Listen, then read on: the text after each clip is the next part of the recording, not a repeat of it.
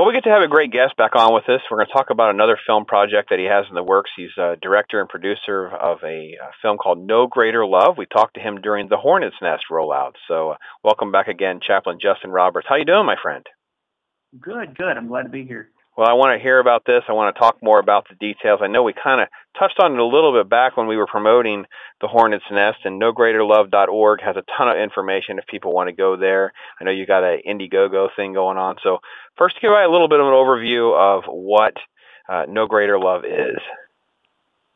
So this is a documentary about my time as a chaplain, actually a brand new chaplain, and the stories that I learned from the soldiers that I was working with during a very difficult deployment. All right, and how far along are we in the process? Are you still doing a lot of filming, a lot of editing? What are you actually in as far as the production goes? Well, we are currently in post-production, and so we are just editing, and there's hundreds and hundreds of hours of footage to go through. And so it's crafting that. We also did over 30 interviews during the course of filming.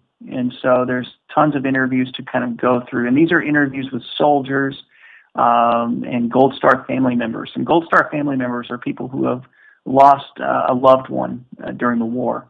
And so we are close to finishing the film. We're partway through post-production. But there's still a good ways to go as far as polishing the film. We have a couple of more interviews to do that I think are critical for the story, and so we have a little ways to go. Obviously, you're working right along trying to complete the film. How does the Indiegogo project come into play? Well, a part of this is that I'm going to be donating 100% of my proceeds from this film to military-related charities. And we want to protect those percentages. That's important to us, and that's as far as that being a part of the film. So with that, we are currently running short on funds. This is the usual case with most movies. It's an expensive process to get a movie completed, to pay all the people who are going to work on it, to get it polished and ready. They call it mix, mastering, and coloring. And so that way it can be viewed in theaters. And then also getting it to theaters itself is an expensive process. Sure. So we decided to turn it to the people and just let people know what we're currently working on, that here's the message of this film. It's going to follow the journey through combat and then also the journey to fully come back home, that transition back home and the struggles that go along with that. And so we want to tell that story and kind of get it out to the audience, but we also want to kind of let them know what we're currently struggling with and the needs that we have. So that's why we're reaching out to them through Indiegogo. nogreaterlove.org, O-R-G. It's an Indiegogo project there to get No Greater Love. We got to stand behind what we believe in, folks. I mean, obviously, he just told you his heart is, he's pouring out proceeds that are going to go to help charities, going to help these military families. And this is a very important film that helps, again, like we talked about during the Hornet's Nest, the realism and the real-life nature of all this really changes lives and starts to give us a well-due respect that we need to have for these situations, these families, and I think it's great timing as well, especially ahead of another film that we've been talking a lot about on our show, American Sniper. So, Justin, when you put something like this together, and obviously your heart is so deep into this, I mean, this is your life. How do you sort of kind of stand back enough and objectively try to piece that story together? I think that is really, really difficult because, so much of the film is just also about my own struggles. Sure. From depression and just coming back from the war. And that transition home is, one of the longest roads I think a soldier has to walk. So that I can't say that I'm completely objective in this. That this is just me actually talking to friends. I mean, people who I personally know, and every single person I've interviewed are people that I've experienced these things with. So it's not like a news story. It's our experience. Well, there you have it, folks. It is authentic. It is real. and hence the name No Greater Love.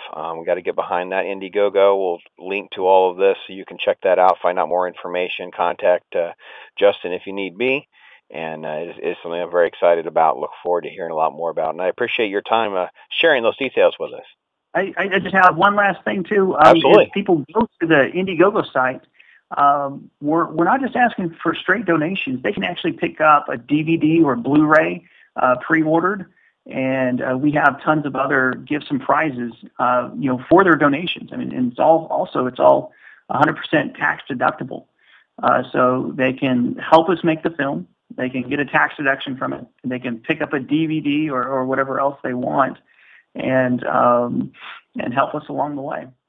Fantastic. Can't lose with that, folks. You got to jump in, and we'll get as many of those links as we can from Justin. Make sure you know where to go and pick that up and get behind the project.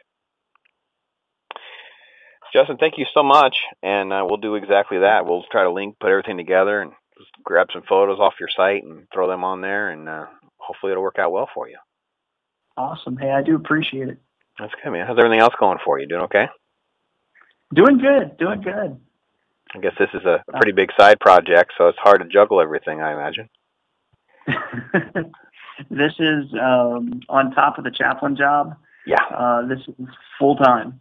Yeah. And up at 5 to bed at 10. And so it's not a lot of free time, but. It's going good though. I mean, because the thing is my thinking is this: right now there's 22 suicides per day for our veteran population. The number one killer of service members is suicides. A quarter of our homeless population are veterans. Yeah. And 1 in 5 veterans who come back home are suffering from PTSD. If we don't figure out how, as a country, to fix this problem, then we're simply not standing beside those who have stood for us. Yeah. And so that's the mission I'm on. I mean, me personally, when I first came into the service, we had, on my second day on the job, we had a suicide. And a week later, we had another one. And then a couple months later, we had another, and then another. And it was working with those families that's really what has put me on this mission. I mean, if to me, whenever I hear about those numbers, I'm not thinking about statistics. I'm thinking about these crying mothers. I'm thinking about these families who are just broken. And that's, to me, I mean, that's why I have to do this. I'm trying to figure out how to communicate that to people. Yeah. It's like, this is something we have to do. We don't have an option on this. These are people who've stood for us and their families. They've already, sacrificed so much by having a loved one sign up for service. I mean, but to lose them to suicide, that's just unacceptable. Sure. So yeah, we don't do a good job sometimes of recognizing our epidemics, and then now we're in the middle of it, and it's kind of like, where do you begin? So yeah, definitely emphasize with that. So here's like the crazy concept behind all this is that we're going to use the film to do dinner and movie events in the fall of 2015 in coordination with veteran association groups, churches, civic groups, just communities, to do dinner movie events. We use the film to basically kind of help the community and their veterans to have a dialogue, to understand, what the war experience was like and what the transition home is like. So that way there can at least be a little bit of empathy. And then, from that, the veterans can get connected to their communities and find help if they're struggling. But without those connections, there's not a magic pill that will fix everything. Right. There's not a magic program that will fix anything. The only thing that will fix things is actually friendships. Yeah. And people not feeling alone. Yeah. Yeah. Every single veteran struggles with that transition home. If communities don't meet them halfway, then we're going to continue to have these numbers. Yeah. So. Well, it's definitely quite a calling, my friend, and we'll be praying for you and thinking about you. So stay in touch. Keep me posted on how it's coming along. Yeah, absolutely. So I appreciate y'all's help in getting the message out there, and